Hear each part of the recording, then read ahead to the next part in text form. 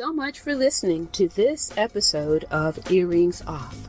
We want to invite you to subscribe, rate, and leave us a review.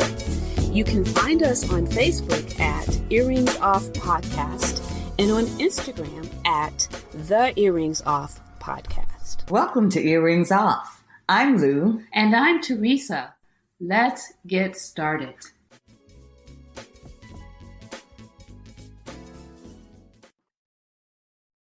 Well, hello, Teresa. How are you? I am doing well. How are you? I'm doing fine. So, Teresa, did you read the article that I asked you to read in the New York Times? I did, but I do vaguely remember you telling me after I sent you an article that you were going to send me something salacious. Well, this was far from that. No, Teresa, you're funny. You remember everything. I remember telling you that because you're always sending me this stuff on health and wellness and challenging me to do better, which challenges our audience to do better. But yeah, Teresa, I tell you, I saw this article. And it was very well written as always, but the subject came alive. So, folks, we're talking about a New York Times article which was just in their Sunday opinion section on February 25th, and it's titled "A Life Without a Home." Lori Teresa Yearwood collaborated with the Times on the article. And, Teresa, we hear so much about the homeless population. So much. I can't believe that anyone in the U.S. is not aware of the severity. But the New York Times just managed to do such a nice job in terms of not just providing numbers like a lot of articles do, but to put actual experiences with the subject matter. So it was just something to read. Yeah, they made it real, but I'm ashamed to admit that, I didn't know it was so bad. I Oh mean, I yeah, know homelessness exists. I do, yeah, but I yeah, don't see it day to day, and so I yeah, tend to yeah, forget. But after yeah, this article, I won't. yeah, It has just made it so real. yeah. It's just real. Well, Teresa, like your focus many times is on health and wellness, but being a former social worker, these type of topics, they're always something that I'm going to be reading about Hmm. or talking to someone about, because I still stay in touch with a lot. Well, my friends are social workers, and so we still try to hash out what's going on. But we now have in the U.S. and I just have to say that um, in the US, people are always saying what a great nation we are, and we are. But unless you travel to other countries or study other countries, you realize you really don't understand how we fail in so many areas. Not only in terms of our health care, the cost, the quality of the service, but when you compare us to other countries. But I think, and our incarceration rates, the number of guns that we have in this country, and the mass shootings. So you can walk around all day and talk about how great we are, but put the microscope, look through that, and really look at what we're doing in this country. And I think homelessness is another area where we're failing because they started doing the count in 2007 on the homeless population, just trying to get a grasp of how big it was. And of course, that always serves as the basis for, okay, going forward, how are we going to address this? And we now have in the US the highest number of homeless people that we've ever had um, since the county began in 2007. Now, you know how hard it is to be a child. I mean, it's difficult now with Teresa. We've talked to people about bullying. You just did an episode on the bully brain, and we followed up with that. But now, 1 in every 30 children goes to sleep without a home of their own.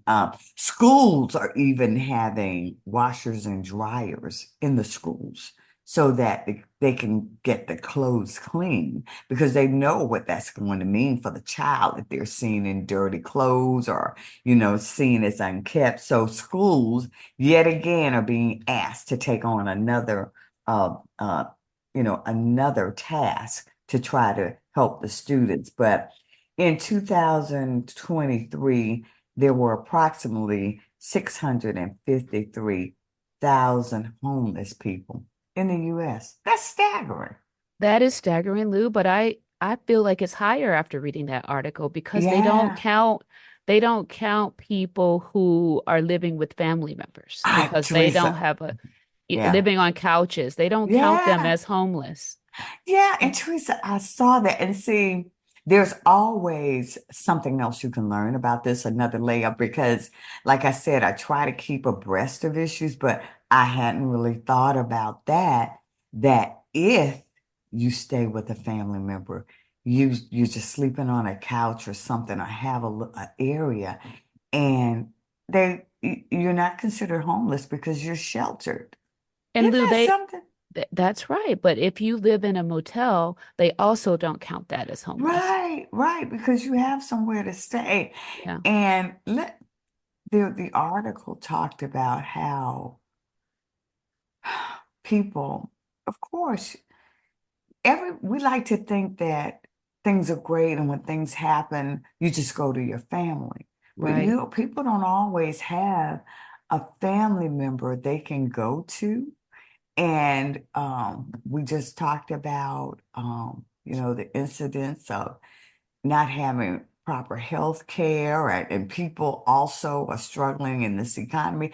Sometimes people just they have no family member that's able to or willing to take them in, you know? Or in the case of one gentleman in the article, he was thriving. He had a Right. home, he had a Right. couple of cars, he had it going on.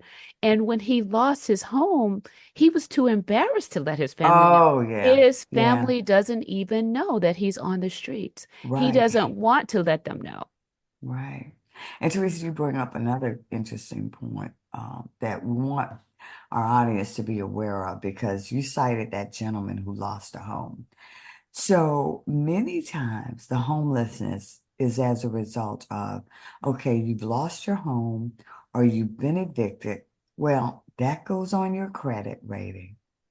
And so now when you try to get an apartment or you try to get somewhere to stay, that's on there. And uh, that's a glaring deficit.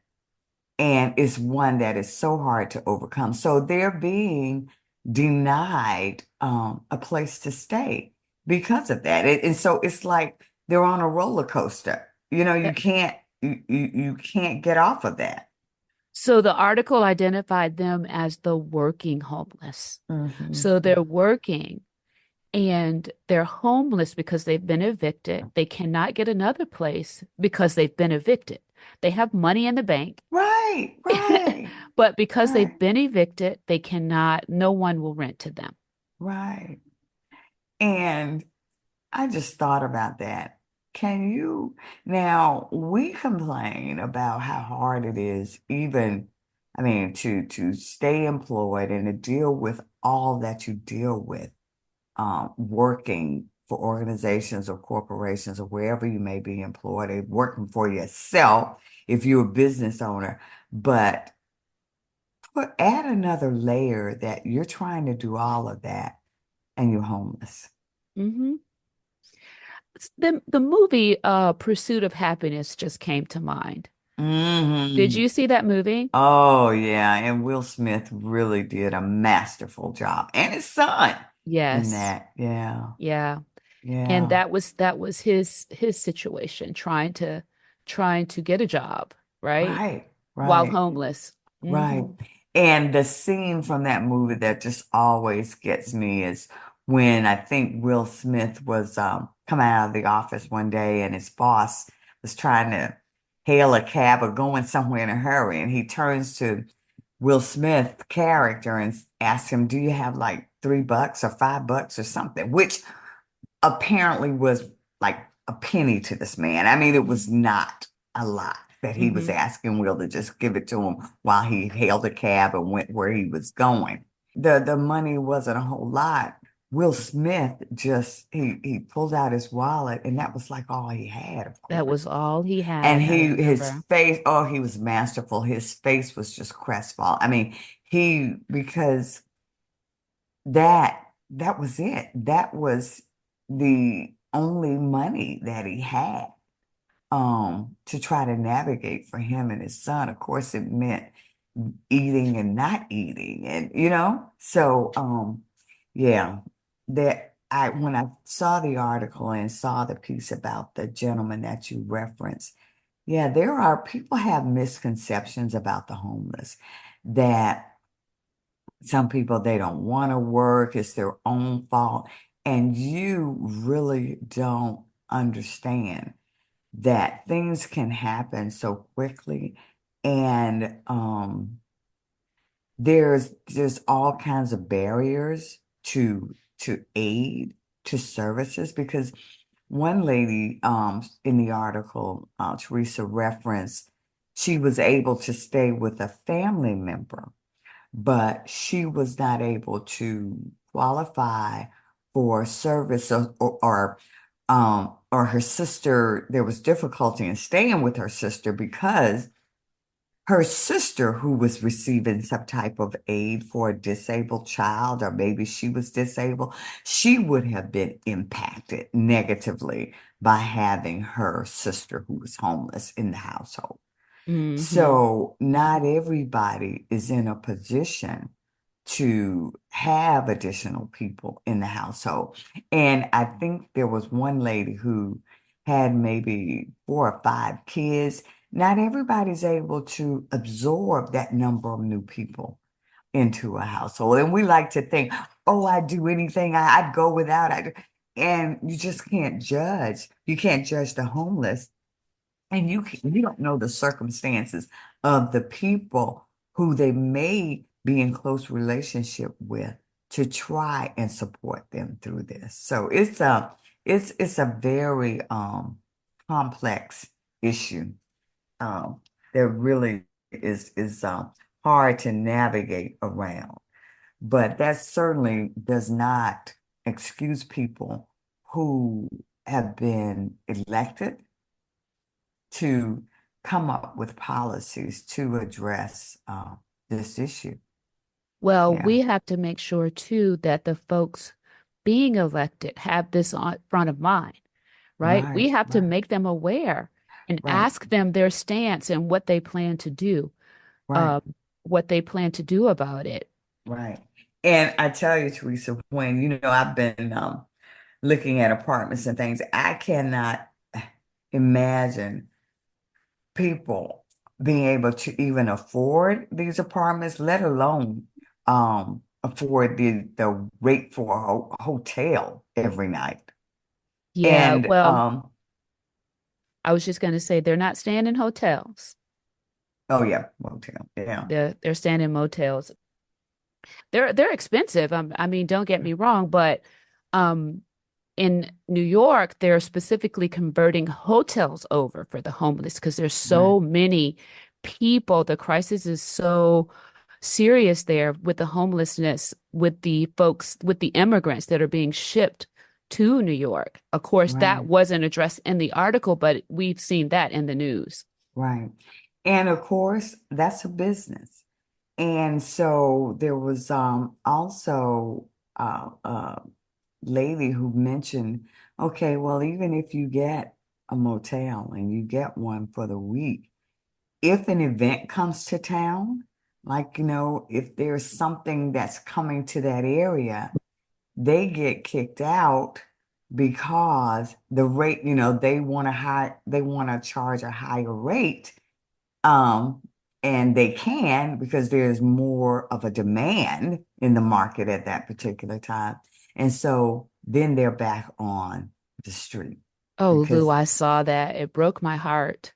Yeah, yeah, I saw that. That is that, you know, yeah, their stress levels, another heartbreaking story I read was this woman, I think she might have been 60. Um, she was healthy otherwise, right? right, And she ate well, but right. living, Yeah, I but saw that. living, but living in the shelters and on the street, Mhm. she had no access to vegetables and fruits, Right, which right, also causes health problems, right. right? I saw that. Yeah. Yeah, yeah. It's very heartbreaking.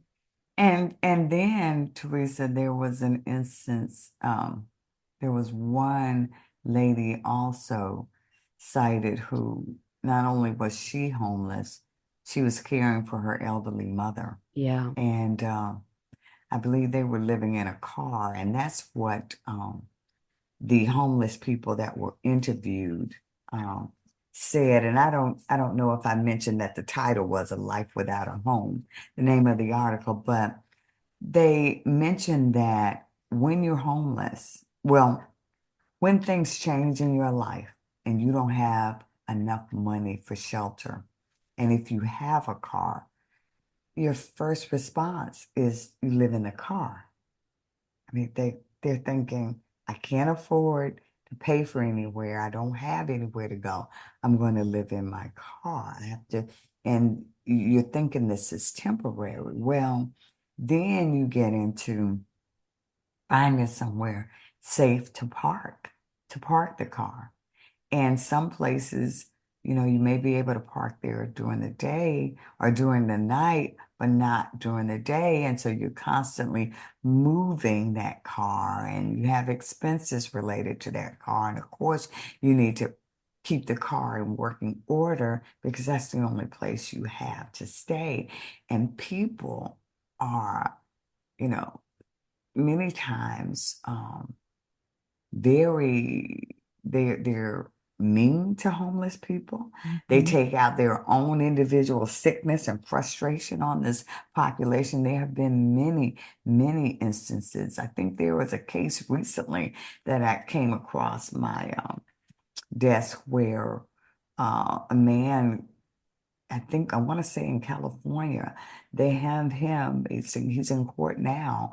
Um, with for killing, I think, four homeless people in the Mm, California area. So mm. I think when we talk about what we want for our audience is not only to keep up with your legislators and be aware of the issue so that you can talk with them, write letters, understand what's going on with the issue, and also to volunteer at service organizations or to donate and see what skills you have that may be of service to different organizations. I think the first thing is to just be more empathetic, to understand that this is not just because someone didn't make good choices or this is their own fault that things happen in this life, and we don't get to sit back and judge people when they're struggling, when we know how difficult it is every day to survive. And it's even more difficult if you have some mental health challenges and you're not getting the proper care so that you can maybe make better choices. When I mentioned earlier that it's a layered issue and there are a It is very lot of layered. different facets to that. And one person mentioned, Teresa, of course, we talked about people being employed. It's challenging when in the workplace people aren't kind in terms of your appearance and how there's this look that you have to even be able to get a job and retain a position. And Right. yeah, I want to just add to that. actually something that I learned from one of the homeless people that was interviewed about. They were asked the question, what can be done, right? Mm-hmm. And this person's response was a bit profound to me, and it is layered. It's multifaceted, this problem, and it can't be looked at as one, as homelessness, right? Because in this situation of homelessness, you have people who have mental health issues. Mm-hmm. As you mentioned, you have people who don't have jobs. They're homeless and jobless. You have people who are homeless and working that we've talked Yeah. about. And I'm going to add another one that I thought about, just homeless and uneducated. Mm. But the thing that we have to do is encourage us legislators to look at it as a multi-pronged, multifaceted problem and address them in those buckets. You Mm-hmm. can't put all those people in one category. You Mm-hmm. won't be able to help them. Mm-hmm. And another one is homeless and disabled. And I Mm-hmm. remember one individual stating, "Why is it so difficult to get help when you're disabled? Right. You've Right. worked all these years, Right. you qualify for aid as a result, but you can't get it because of the red tape that you have Mm-hmm. to go through Yeah. to be qualified as a disabled person." So Yeah. I would ask our audience to understand and know who your legislators are. This is a situation that we can all get involved in. We can know who we're electing and what their stance is on this and many issues, right? And Mm-hmm. try to affect change that way in all of the ways that you indicated Yeah. earlier, Lou. Well, and I tell you, to the parents, particularly in the article, that they were my heroes because they were still fighting to try to get sheltered. And Teresa, you and I both know how difficult, how hard it can be as a parent.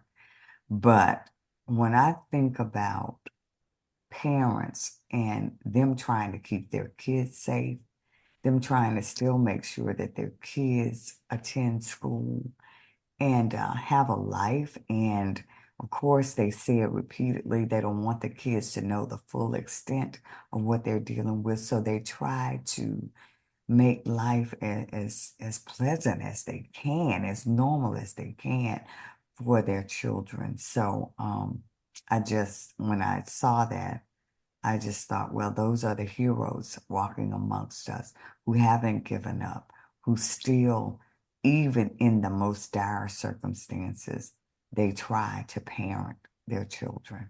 And so this is a hard issue, folks, not one that Teresa and I are going to solve. But when we started Earrings Off, our goal was to shed a light on issues that impact us. And we're going to continue to do that. So, again, the article was in the New York Times opinion section titled A Life Without a Home.